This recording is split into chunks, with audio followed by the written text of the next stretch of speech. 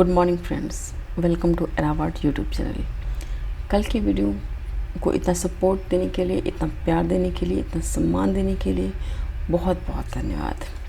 कल हमने 30 question discuss किए थे। आज के इस वीडियो में हम 31 क्वेश्चन के बाद से डिस्कस करेंगे। देखते हैं अब 31 क्वेश्चन क्या है। 36वें राष्ट्रीय खेल में अनीस ने निशानेबाजी में स्वर्ण पदक जीता, वह किस राज्य के हैं? तो अनीस जिन्होंने निशानेबाजी में स्वर्ण पदक जीता है वह हरियाणा के हैं। इसके बाद नेक्स्ट क्वेश्चन क्या है, विश्व शाकाहारी दिवस कब मनाया जाता है? तो विश्व शाकाहारी दिवस आपका 1 अक्टूबर को मनाया जाता है। फिर नेक्स्ट देखेंगे, जो वन लाइनर क्वेश्चन है इनको ज़्यादा डिस्कस नहीं करेंगे। जो स्टेटमेंट पे हैं जहाँ पे लगता है कि डिस्कस करना चाहिए केवल वहीं डिस्कस करेंगे। फिर इसके बाद में देखते हैं 36वें राष्ट्रीय खेल में मीराबाई चानू ने भारोत्तोलन में कौन सा पदक जीता है? तो मीराबाई जो चानू जो हैं इन्होंने भारोत्तोलन में स्वर्ण पदक जीता है और इन्होंने अपनी प्रतिद्वंदी संगीता चानू को हराया है। यहाँ पर देखिए इसकी व्याख्या लिखी हुई है। चानू ने अपनी प्रतिद्वंदी संगीता चानू को हराया और स्वर्ण पदक जीता। इसके बाद नेक्स्ट क्वेश्चन क्या है, हर साल अंतर्राष्ट्रीय कॉफ़ी दिवस कब मनाया जाता है? तो यह 1 अक्टूबर को हर साल मनाया जाता है। अभी हमने क्या देखा, अभी यहाँ पे भी एक दिवस देखा है जो 1 अक्टूबर को मनाया जाता है, वह क्या है, शाकाहारी दिवस। अच्छा, जो लास्ट वाला वीडियो था उसमें भी हमने एक दिवस डिस्कस किया था, दिवस की बात की थी जो 1 अक्टूबर को मनाया जाता है, वह था वृद्धजन दिवस। अब इसको हम ऐसे याद करेंगे, जो वृद्धजन है वह शाकाहारी हैं और वो कॉफ़ी पीते हैं, ठीक है, वह कॉफ़ी पीते हैं। तो ऐसे हम याद रखेंगे कि ये तीनों दिवस मतलब वृद्धजन, शाकाहारी और अगला क्या हो जाएगा, कॉफ़ी दिवस, ये सारे दिवस जो है क्या होता है 1 अक्टूबर को मनाए जाते हैं। इसके बाद नेक्स्ट क्वेश्चन देखेंगे, 13वीं फिक्की वैश्विक कौशल शिखर सम्मेलन 2022 के संबंध में निम्नलिखित कथनों पर विचार करें। फर्स्ट स्टेटमेंट है, 13वीं फिक्की विश्व कौशल शिखर सम्मेलन का आयोजन नई दिल्ली में किया गया। जी हाँ, किया गया। 13वीं फिक्की वैश्विक कौशल सम्मेलन 2022 का विषय आया है यहाँ पे, education to employability making it happen है या था, तो यह भी सही है, इसलिए हमारा ए और बी दोनों सही हो जाएगा। फिर इसके बाद 36वां क्वेश्चन देखते हैं, स्वच्छ भारत ग्रामीण 2022, क्योंकि 23 की रैंकिंग अभी आनी नहीं है, हमें 22 की रैंकिंग को ही देखना है। और इतना मान के चलिए कि स्वच्छता की रैंकिंग जो भी होती है वहाँ से मिनिमम 1 क्वेश्चन और मैक्सिमम 3 to 4 क्वेश्चन आना तय है, इसलिए यह आपके लिए डबल स्टार का क्वेश्चन हो जाएगा। याद कर लीजिएगा, आएगा, पूछेगा तब पूछेगा। चलिए देखते हैं, बड़े राज्यों की श्रेणी में स्वच्छ भारत का पहला ग्रामीण पुरस्कार तेलंगाना को मिला, स्वच्छ भारत ग्रामीण का दूसरा पुरस्कार हरियाणा को मिला और तीसरा पुरस्कार तमिलनाडु को मिला। ये तीनों स्टेटमेंट सही हैं और हमारा उत्तर 1, 2, 3 तीनों सही हो जाएगा। फिर भी जो नेक्स्ट क्वेश्चन है आपका, यह भी स्वच्छ सर्वेक्षण ग्रामीण से है। इसमें देखिए क्या है, छोटे राज्यों तथा केंद्र शासित प्रदेशों में अंडमान और निकोबार को पहला पुरस्कार दिया गया है, यह कथन सही है। दादरा और नगर हवेली तथा दमन व दीव को दूसरे स्थान पर, जबकि सिक्किम तीसरे स्थान पर है। सिक्किम भी छोटा राज्य है तो यह तीसरे स्थान पर है, इसलिए यह भी कथन सही है। जब देखेंगे तो 1 और 2 दोनों सही हैं और हमारा ऑप्शन सी सही होगा कि 1 और 2 दोनों। फिर इसके बाद नेक्स्ट क्वेश्चन देखेंगे क्या है। अभी नेक्स्ट क्वेश्चन ये है, जल जीवन मिशन कार्य निष्पादन मूल्यांकन पुरस्कार 2022। जल जीवन मिशन जो चलाया जा रहा है उसमें कार्य निष्पादन मतलब किस राज्य ने कितना अच्छा प्रदर्शन किया है उसका एक मूल्यांकन जारी हुआ है। उसमें पुरस्कृत किया गया है जो राज्यों ने अच्छा परफॉर्म किया है, उसकी बात करेंगे यहाँ पे। ये भी आपका स्टार मार्क करना है इसको भी, क्योंकि अभी एक बहुत ही इम्पोर्टेंट क्वेश्चन है, ठीक है। इसमें ऑप्शन देखिए, इस श्रेणी में पौंडीचेरी को पहला पुरस्कार मिला, पौंडीचेरी पहले स्थान पर है। इस श्रेणी में दूसरा पुरस्कार गोवा को और तीसरा पुरस्कार तमिलनाडु को मिला। हाँ, पहले स्थान पर पौंडीचेरी है, दूसरे स्थान पर गोवा और तीसरे स्थान पर तमिलनाडु है। ये दोनों कथन सही हैं। अच्छा, एक बात ध्यान दीजिएगा कि ये तीनों स्थान, तीनों स्टेट, पांडिचेरी, गोवा, तमिलनाडु, ये तीनों जो हैं वो साउथ के हैं, है ना, साउथ के। आप सोचिएगा क्यों। ये आपके विचार का विषय है कि जल जीवन मिशन कार्य निष्पादन मूल्यांकन पुरस्कार 2022 में जो पहले, दूसरे, तीसरे पुरस्कार मिले हैं वो साउथ की स्टेट को मिले हैं। पॉलिटिक्स नहीं है, कुछ इसकी डेमोग्राफी है, कुछ वहाँ का एजुकेशन लेवल है, कुछ वहाँ के लोग हैं, इस वजह इसका भी एक फ़र्क पड़ता है। ये प्रश्न बहुत ज़्यादा इम्पोर्टेंट नहीं है, जो इम्पोर्टेंट प्रश्न है हम उनको ही डिस्कस करेंगे। हाँ, सृष्टि बख्शी के बारे में हमने जो लास्ट वीडियो था उसमें भी एक क्वेश्चन डिस्कस किया था। इनको यूएन के द्वारा चेंज मेकर अवार्ड दिया गया है।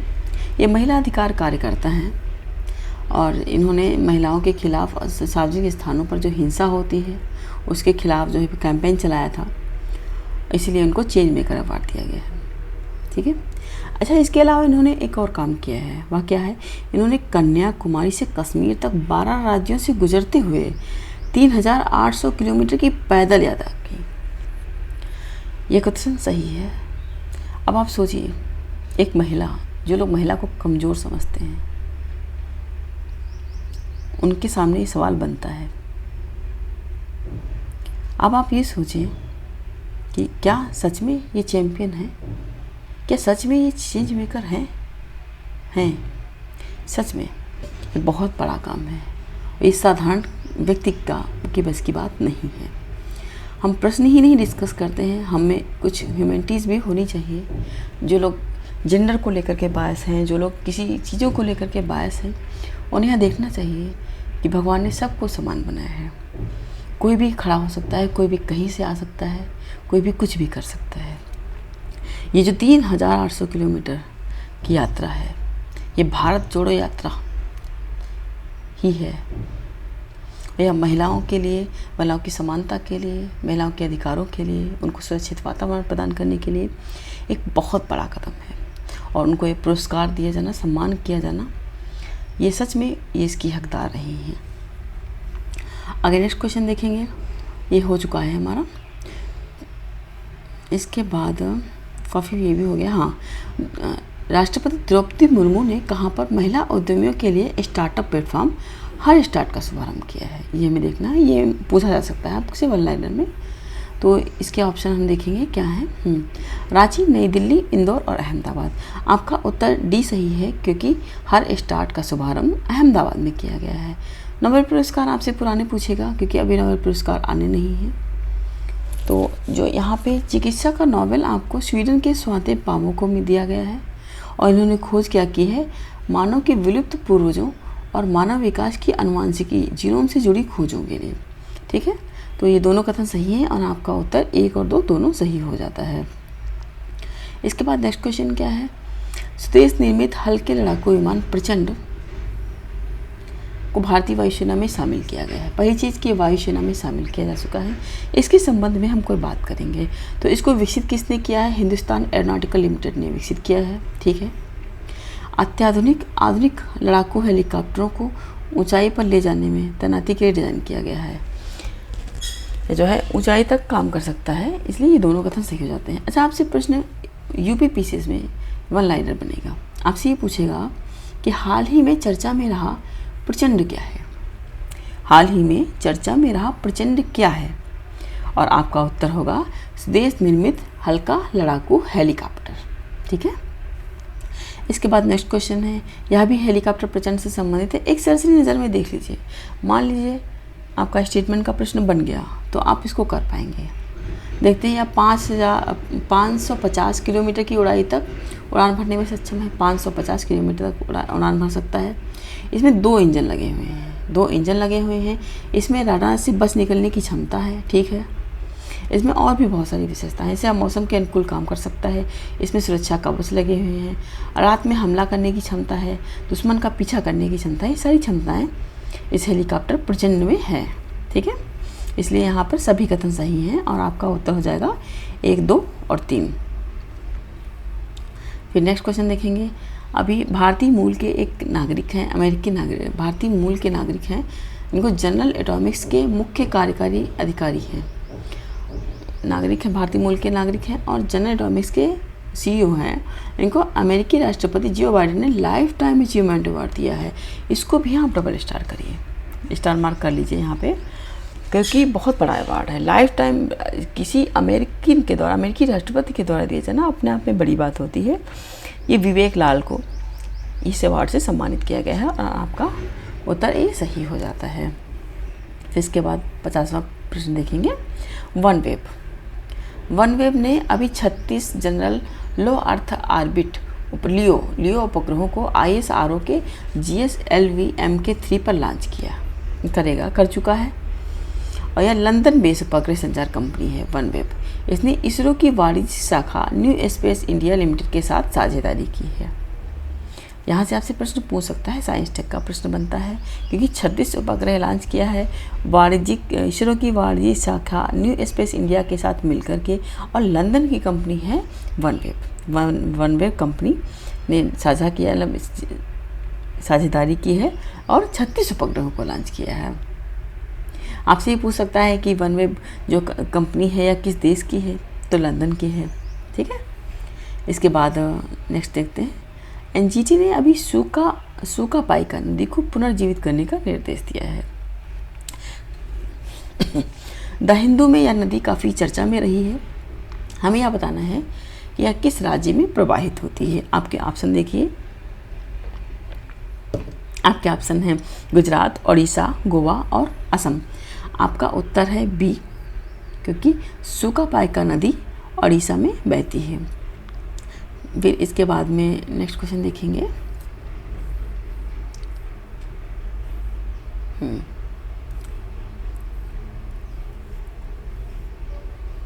छत्तीसवें राष्ट्रीय खेलों के संबंध में फिर हमें बात करनी है। अभी तक हम देख रहे थे कि मीराबाई चानू ने खिताब जीता है और एक और व्यक्ति हैं उन्होंने खिताब, वो हरियाणा के हैं, उन्होंने जीता है। अब हम थोड़ा सा इसको स्टेटमेंट में पढ़ेंगे और उत्तर प्रदेश की स्थिति को भी इस प्रश्न में डिस्कस करेंगे। 36वां राष्ट्रीय खेल पुरस्कार आयोजन कहाँ हुआ है? गुजरात में। ठीक है, 36वें राष्ट्रीय खेलों में पुरुषों की 4x400 मीटर रिले दौड़ में हरियाणा ने राष्ट्रीय रिकॉर्ड के साथ स्वर्ण पदक जीता। ठीक है, उत्तर प्रदेश 9 स्वर्ण, 4 रजत, 7 कांस्य पदकों के साथ में पदक तालिका में तीसरे स्थान पर है। मतलब जो उत्तर प्रदेश है 36वें राष्ट्रीय खेलों में तीसरे स्थान पर आया है। अब आपका सवाल ये बनता है, तो फिर पहले और दूसरे स्थान पर कौन आया है? ये आपका सवाल है, इसको देखिए और कमेंट करिए हमें। और आपका ये उत्तर आपका 1 2 3 तीनों सही हैं। हम आगे बढ़ते हैं। इसके बाद में हमें देखना है कि हारून की अंडर 40 रिच लिस्ट में पहले स्थान पर आए हैं। आपके ऑप्शन है निखिल कामत, आकाश अंबानी, अमन गुप्ता, उपर्युक्त में से कोई नहीं। आपका उत्तर ए सही है, क्योंकि निखिल कामत को हारून की अंडर 40 रिच लिस्ट में पहले स्थान पर रखा गया है। भारत निम्नलिखित किस देश को भारत 2000 करोड़ के हथियारों का निर्यात करेगा? आपके जो ऑप्शन हैं आर्मेनिया, यूक्रेन, जॉर्जिया और बेलारूस। तो आर्मेनिया को जो है 2000 करोड़ रुपए के हथियारों का निर्यात करेगा भारत। ठीक है, अब आप मैप में देखिएगा कि आर्मेनिया कहाँ पर है। ठीक है, जॉर्जिया, आर्मेनिया, ये सब आप समझ जाएंगे कहाँ है। ठीक है, करिएगा और कमेंट कीजिएगा। टेस्ला ह्यूमैनॉइड रोबोट का प्रदर्शन किसके द्वारा किया गया है? इसको डिस्कस नहीं करने की जरूरत है, क्योंकि टेस्ला कंपनी जिसकी है वही करेगा और इसको एलन मस्क ने किया है। अब यहाँ देखेंगे किस राज्य ने ST आरक्षण है 6% से बढ़ाकर 10% कर दिया गया है? तो है तेलंगाना स्टेट ने। जो ST है, अनुसूचित जनजातियाँ हैं, इनके आरक्षण को अभी तक इनके यहाँ 6% आरक्षण मिलता था, अब यह 10% आरक्षण दिया जाएगा।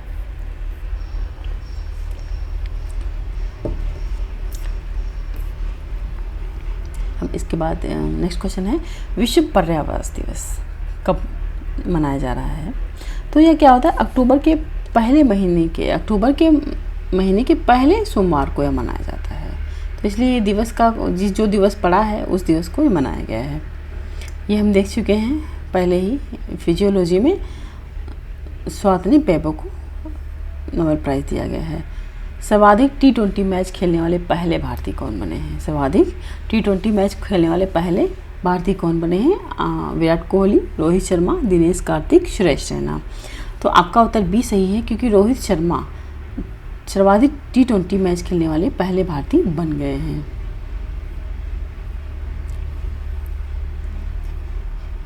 इसके बाद नेक्स्ट क्वेश्चन देखिए, पुलमारा ग्राम पंचायत पूर्ण डिजिटल साक्षरता वाला पहला गांव बन गया है। एक गांव है जो पूरी तरह से डिजिटली साक्षर है। यह कहाँ है? केरल में है। ये केरल में ही हो सकता था। ये गांव जो पूरी तरह से डिजिटल है यह केरल में ही हो सकता है, क्योंकि केरल का साक्षरता दर ये अपने आप में चौंकाने वाली बात है। केरल के हर गांव में लाइब्रेरीज हैं, हर गांव में पब्लिक लाइब्रेरीज हैं। और हालांकि तमिलनाडु ने भी फ्रेंड्स ऑफ लाइब्रेरीज करके एक मुहिम चलाई है, लेकिन केरल उससे बहुत आगे है। और ये दोनों कथन हमारे सही हो जाते हैं, आपका उत्तर सी सही हो जाएगा। अब देखेंगे, फीबा महिला बास्केटबॉल विश्व कप किसने जीता है? तो या अमेरिका ने जीता है, और इसने हराया किसको है? तो चीन को हराया है। भारत ने मध्य एशियाई देश के साथ समझौता किया है, अभी डिस्कस करके हैं, आर्मेनिया के साथ किया है। फिट इंडिया फ्रीडम रन 3.0 का शुभारंभ किसने किया है? तो अनुराग ठाकुर ने किया है इसका शुभारंभ। इसके बाद एक फिर बहुत इम्पोर्टेंट प्रश्न है, विश्व वर्ल्ड पॉपुलेशन प्रॉस्पेक्टस 2022। अभी 2022 में रिपोर्ट आई थी, विश्व जनसंख्या संभावनाएं। इसमें देखिए क्या है, 2050 तक दुनिया की आबादी का 16% 65 वर्ष से अधिक होने की उम्मीद है। मतलब दुनिया की आबादी जो है का 16% 65 वर्ष से अधिक हो सकती है। यह भी सही कथन। इसके बाद 2050 तक भारत चीन को पछाड़ कर दुनिया का सर्वाधिक आबादी वाला देश बन जाएगा। सही है। अरे 2050 आएगा ही नहीं, 2024 तक ये काम होने वाला है। 2024 तक ये काम होने वाला है। हमारे दोनों कथन सही हैं और हमारा जो है उत्तर होगा 1 और 2। इसके बाद नेक्स्ट क्वेश्चन हमें देखना है, निम्नलिखित में से जीएस का क्वेश्चन है। यहाँ पे संयुक्त राष्ट्र का प्रमुख अंग नहीं है, हमें बताना है कौन सा संयुक्त राष्ट्र का प्रमुख अंग नहीं है। हमारे ऑप्शन है संयुक्त राष्ट्र सुरक्षा परिषद, आर्थिक और सामाजिक परिषद, ट्रस्टीशिप परिषद और सचिवालय, विश्व स्वास्थ्य संगठन। तो विश्व स्वास्थ्य संगठन है, ये यूएन का अंग नहीं है, जबकि बाकी 3 यूएन के अंग हैं। ठीक है। इसके बाद नेक्स्ट क्वेश्चन देखेंगे, यूनेस्को ने 50 प्रतिष्ठित भारतीय विरासत वस्त्रों की सूची जारी की है। अब देखिएगा यहाँ पे विरासत वस्त्र भी जारी किए गए हैं। 50 विरासत वस्त्रों की सूची जारी किया गया है। उसमें उत्तर भारत के कुछ उत्पाद शामिल हैं, हमें उनको बताना है। बाकी 50 शामिल भारतीय उत्पाद हैं, वस्त्र तो बहुत सारे होंगे, लेकिन उत्तर भारत के कौन कौन से हैं। पानीपत की खेस है, हिमाचल प्रदेश का चंबा रुमाल, लद्दाख से थिंगमा या ऊनी टाई, वाराणसी से अवध जामदानी। हमें बताना है कि इनमें से कौन कौन शामिल किए गए हैं। तो इनमें से सभी शामिल किए गए हैं। आप ये देखिएगा, यूपी से क्या है, अवध जामदानी, ये इम्पोर्टेंट हो जाता है आपका। इसको देखिएगा कि हाँ उत्तर प्रदेश से कोई शामिल है वस्त्रों में क्या। अभी ये मान लीजिए पूछ दे कि अभी 50 प्रतिष्ठित भारतीय विरासत वस्त्रों की सूची जारी की गई है, अभी पूछ देगा कि उत्तर प्रदेश में कोई वस्त्र शामिल नहीं किया गया, उत्तर प्रदेश का ऐसा मान लीजिए 1-2 पूछ देगा, क्योंकि कुछ अटपटे प्रश्न 1-2 हर एग्ज़ाम में वो रखता है। तो आप देखिएगा कि हाँ शामिल किया गया है, और क्या बनारस का अवध जामदानी, इसलिए इसको थोड़ा सा स्टार मार्क करें, क्योंकि यूनेस्को है और ये पहली बार ऐसा कुछ हमें देखने को मिल रहा है कि वस्त्रों की सूची। अभी तो कृषि होता था और बहुत कुछ हो जाता होता था, लेकिन अभी यहाँ पे वस्त्र भी आए हैं। ऑपरेशन गरुड़ ये भी आपका इम्पोर्टेंट क्वेश्चन है, इम्पोर्टेंट क्वेश्चन बनेगा। ऑपरेशन गरुड़ के बारे में हमें बात करनी है केंद्रीय जांच ब्यूरो ने अवैध मादक पदार्थों की तस्करी नेटवर्क के खिलाफ एक बहुचरण ऑपरेशन गरुड़ की शुरुआत की है। ठीक है, ऑपरेशन गरुड़ हिंद महासागर क्षेत्र पर विशेष ध्यान देने के साथ इंटरपोल और नारकोटिक कंट्रोल ब्यूरो के साथ निकट समन्वय में शुरू किया गया। यह भी सही है। यह आपका इम्पोर्टेंट क्वेश्चन है, इसको भी स्टार मार्क करिए। और ये दोनों कथन सही हैं और आपका उत्तर 1 और 2 दोनों सही हो जाएगा। इसके बाद में नेक्स्ट क्वेश्चन देखेंगे।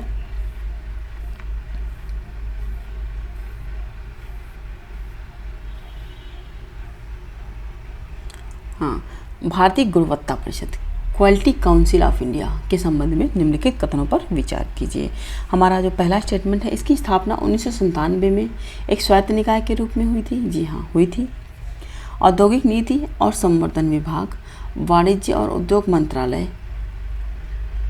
क्वालिटी काउंसिल ऑफ इंडिया के लिए नोडल मंत्रालय है। हाँ है। क्वालिटी काउंसिल ऑफ इंडिया के अध्यक्ष की नियुक्ति प्रधानमंत्री द्वारा सरकार को उद्योग की सिफारिश पर की जाती है।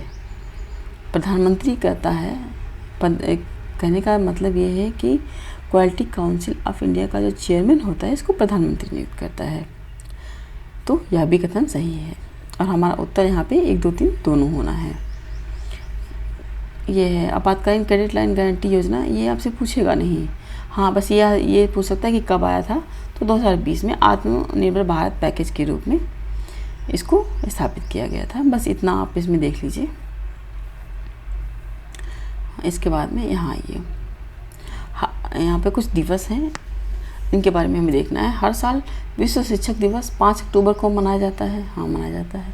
अच्छा, भारत में भी शिक्षक दिवस मनाया जाता है या 5 सितंबर को मनाया जाता है। अब 5 सितंबर को क्यों मनाया जाता है, ये आप कमेंट करके बताइए। बहुत आसान प्रश्न है, हर कोई बता सकता है। अब जो विश्व शिक्षक दिवस है, ये इससे जुड़ा हुआ तीसरा स्टेटमेंट है। यूनेस्को ने 1994 में 5 अक्टूबर को विश्व शिक्षक दिवस के रूप में घोषित किया। और यह भी कथन हमारा सही हो जाता है और हमारा उत्तर 1, 2, 3 दोनों हो जाएगा। आप हमें कमेंट करके बताएंगे कि भारत में 5 सितंबर को शिक्षक दिवस क्यों मनाया जाता है। किसी का जन्मदिन है क्या, या कुछ विशेष है?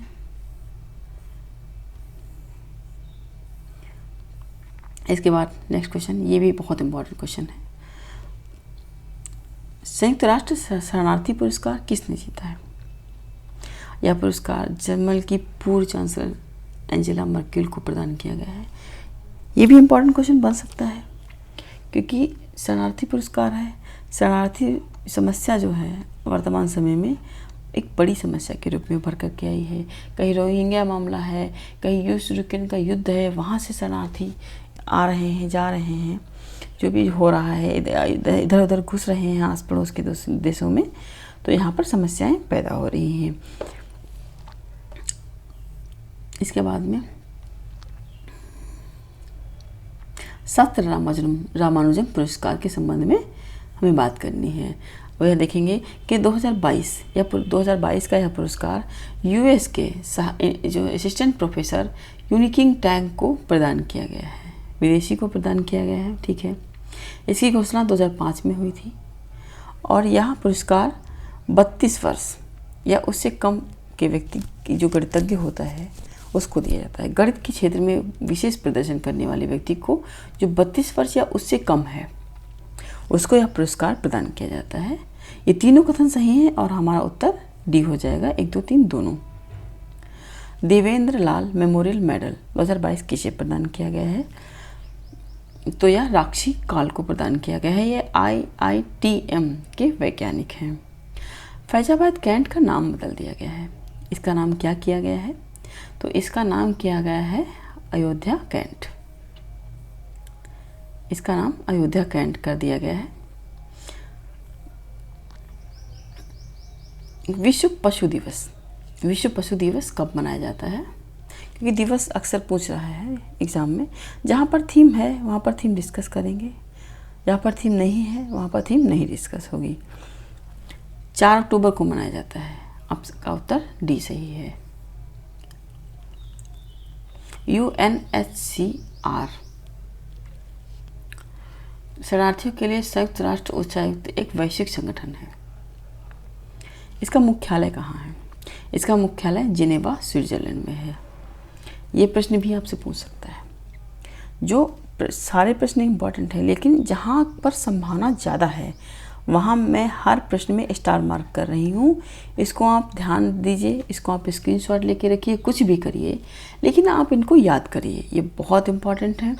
अगर ये सवाल में पूछा जाता है तो ये मिस नहीं होना चाहिए। स्वच्छ भारत स्वच्छ सर्वेक्षण 2022 रैंकिंग, फिर स्वच्छ भारत की रैंकिंग है। अभी तक हम 4 प्रश्न लगभग डिस्कस कर चुके हैं। अभी देखिए 2022 के संस्करण 2022 में संस्करण हुआ, इंदौर को सबसे स्वच्छ शहर के रूप में सूचीबद्ध किया गया है। हमेशा से किया जाता है, लेकिन कहाँ? 1 लाख से अधिक आबादी में 1 लाख से अधिक आबादी में इंदौर को स्वच्छ शहर की सूची में रखा गया है। ठीक है। सूरत दूसरे स्थान पर है और नवी मुंबई तीसरे स्थान पर है। किसमें? स्वच्छ सर्वेक्षण 2022 में।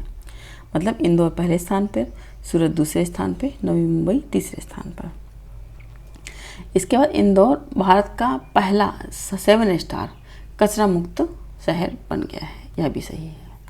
अब यहाँ से 2 प्रश्न आपके साथ बन सकते हैं कि भारत का पहला, क्योंकि पहला है तो ऑब्वियसली इम्पोर्टेंट है। पहला 7 स्टार, ये अपने आप में बड़ी बात है। 7 स्टार कचरा मुक्त शहर बना है, तो ये आप डबल स्टार मारिए। डबल स्टार मार करके इसको स्क्रीनशॉट ले लें या रख लें। अच्छा, इसमें आपको थोड़ा सा होमवर्क और करना पड़ेगा, क्योंकि स्वच्छ सर्वेक्षण से प्रश्न पूछना तय है। अब यहाँ पे काम आपको क्या करना है? हमने यहाँ पे देखा है कि पहले स्थान पर क्या कौन है? इंदौर है। दूसरे स्थान पर कौन था? सूरत था। अक्सर यही होते ही हैं। तीसरे स्थान पे नवी मुंबई है। अब आपको चौथे स्थान से लेकर के 10th स्थान तक, यहाँ तक जो भी हैं शहर, उनको देखना है। क्यों? क्योंकि सवाल यहाँ इस तरह से भी बनता है कि स्वच्छ सर्वेक्षण 2022 की रैंकिंग में कौन सा शहर, ध्यान दीजिएगा, स्वच्छ सर्वेक्षण 2022 की रैंकिंग में कौन सा शहर टॉप 10 में शामिल है या टॉप 10 में शामिल नहीं है। इस तरह के प्रश्न आपसे बनाए जाते हैं और बन सकते हैं। तो आपका ये होमवर्क है, आप इसको करें कि जो बाकी के 7 ज़िले हैं, 7 शहर हैं, इनको आप लिखिए और लिख करके हमें कमेंट करिए, ताकि आपकी जो मेहनत है वो उससे आपको लाभ मिले। न सिर्फ आपको लाभ मिले, जो भी वीडियो देखते हैं, जो भी कमेंट पढ़ते हैं, उनको भी इसका लाभ मिलना चाहिए। अगर आप करेंगे तो हमें भी अच्छा लगेगा, हमें भी मोटिवेशन मिलेगा। इसके बाद नेक्स्ट क्वेश्चन देखेंगे।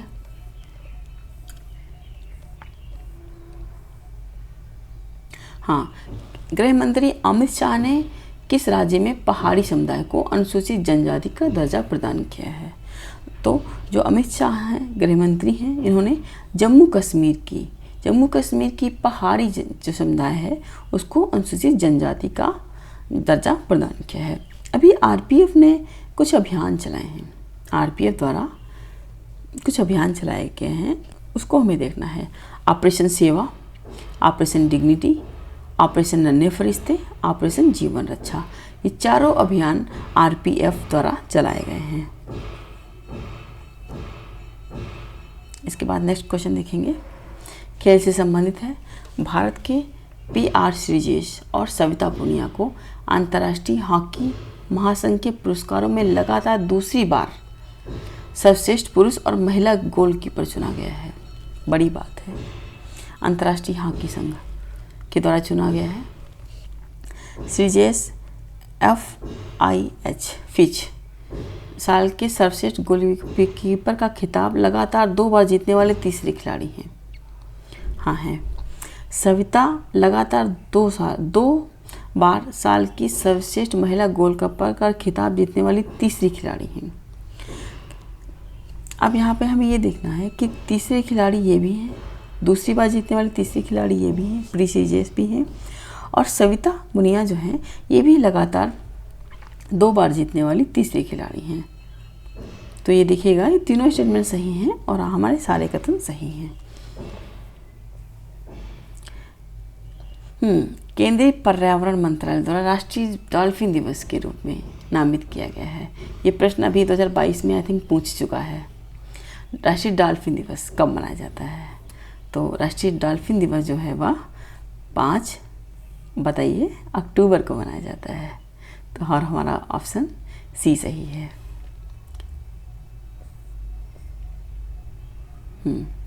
अच्छा देखिए, फिर अगली रैंकिंग है स्वच्छ सर्वेक्षण 2022 रैंकिंग। हालांकि इस जो ये रैंकिंग है इनके हम एक शॉर्ट वीडियो बनवा देंगे या बना देंगे।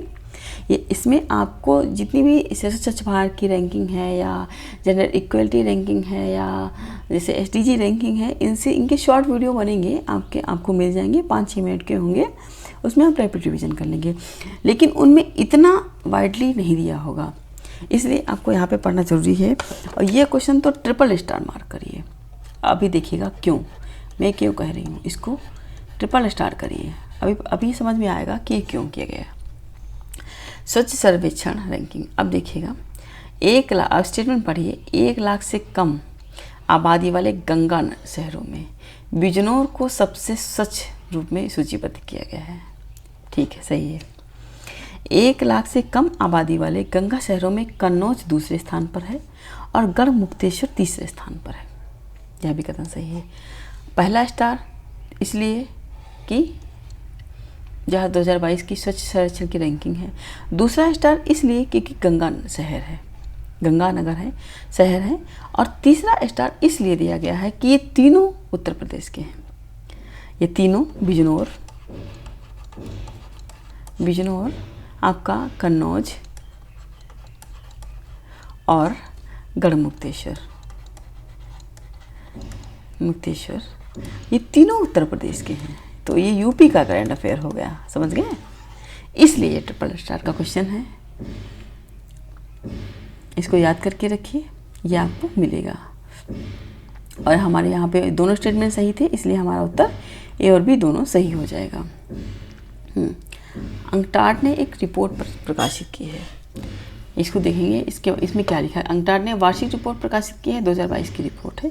इसमें कुछ आंकड़े दिए गए हैं। कभी कभी क्या होता है ना, आयोग आंकड़ों से प्रश्न बना लेता है। तो संयुक्त राष्ट्र का है ना, UN का है, तो इसलिए इम्पोर्टेंट है। तो इसकी रिपोर्ट है, विश्व अर्थव्यवस्था में 2.6% बढ़ने की उम्मीद है। जो विश्व की अर्थव्यवस्था है या 2.6% तक बढ़ सकती है। कितने प्रतिशत तक वृद्धि हो सकती है? तो 2.6% तक बढ़ सकती है। ठीक है।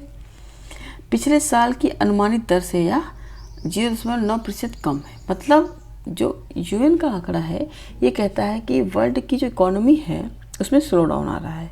ये रिपोर्ट यही तो बता रही है कि अगर कमी आई है कितनी, 0.9%, लगभग 1% की, तो स्लो डाउन को दिखा रहा है। हमारा उत्तर यहाँ पे सी हो जाएगा। 1 और 2 दोनों सही हैं। इसके बाद में ये भी नोबेल प्राइज से प्रश्न है। Alain Aspect, John F Clauser, Anton Zeilinger को Royal Swedish Academy of Science के द्वारा अपने कार्य के लिए भौतिकी में नोबेल प्राइज दिया गया है। अब किस लिए दिया गया है? क्वांटम मैकेनिक्स के लिए, क्वांटम फिजिक्स के लिए, नैनो कंप्यूटिंग के लिए या क्वांटम कंप्यूटिंग के लिए? तो इनको क्वांटम मैकेनिक्स के लिए भौतिकी में नोबेल प्राइज दिया गया। और ये 3 लोग हैं, देखिएगा यहाँ पे 3 लोग हैं।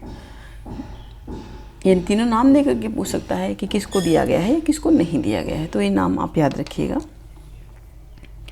हाँ, ऑपरेशन मातृशक्ति का संचालन किसके द्वारा किया गया है? ऑपरेशन मातृशक्ति का संचालन रेलवे पुलिस बल ने किया है। और हमारा उत्तर यहाँ पे ऑप्शन बी सही हो जाएगा। मतदाता जंक्शन जागरूकता कार्यक्रम किसने शुरू किया है?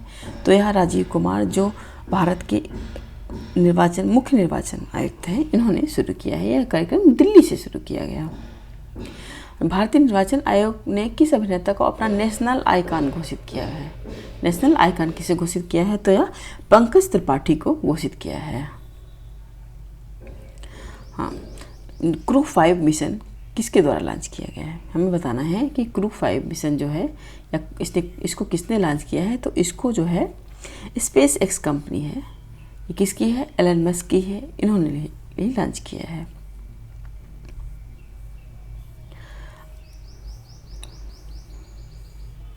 इसके बाद नेक्स्ट क्वेश्चन देखेंगे। भारत और किस देश के बीच रुपए डेबिट कार्ड को लॉन्च करने के लिए ऐतिहासिक फैसले पर समझौता हुआ है। यह क्वेश्चन भी आपका इम्पोर्टेंट है, इसको भी स्टार मार्क करिए। और आपका उत्तर यहाँ पे हो जाएगा ओमान, क्योंकि भारत और ओमान ने रुपए डेबिट कार्ड को लॉन्च करने के लिए या ओमान से लॉन्च किया जाएगा एक समझौता किया है। इसके बाद 100वां प्रश्न है साहित्य में नोबेल प्राइज़। साहित्य में नोबेल प्राइज़ के संदर्भ में हमें बात करनी है। तो साहित्य में नोबेल प्राइज़ जो है फ्रांसीसी लेखिका हैं एनी एर्नाक्स को दिया गया है। और ये किसके लिए दिया गया है? तो 2008 में उनकी एक पुस्तक प्रकाशित हुई थी जिसका नाम था द ईयर। मतलब फ्रांसीसी लेखिका एनी एर्नाक्स को उनकी 2008 में प्रकाशित पुस्तक द ईयर के लिए साहित्य का नोबेल पुरस्कार 2022 में प्रदान किया गया है। आज हम इस श्रृंखला में 100 प्रश्न तक डिस्कस किए हैं। इसके बाद 101 प्रश्न 101 से अगले वीडियो में डिस्कस करेंगे, ताकि वीडियो बहुत बड़ा ना हो जाए। अगर ये वीडियो भी आपको बड़ा लग रहा है तो आप हमें कमेंट करें, तो हम इस वीडियो को और भी छोटा कर देंगे, लेकिन फिर वीडियो अधिक हो जाएंगे तो आपको समस्या हो सकती है, उतना कवरेज नहीं हो पाएगा। अगर आपको लगता है कि हाँ ठीक है, इतना तक आप कर सकते हैं 15, 20, 25 मिनट का वीडियो, तो भी कमेंट करिए। अगर आप छोटा वीडियो चाहते हैं तो भी कमेंट करिए। और मिलेंगे अब नेक्स्ट वीडियो में, तब तक के लिए धन्यवाद।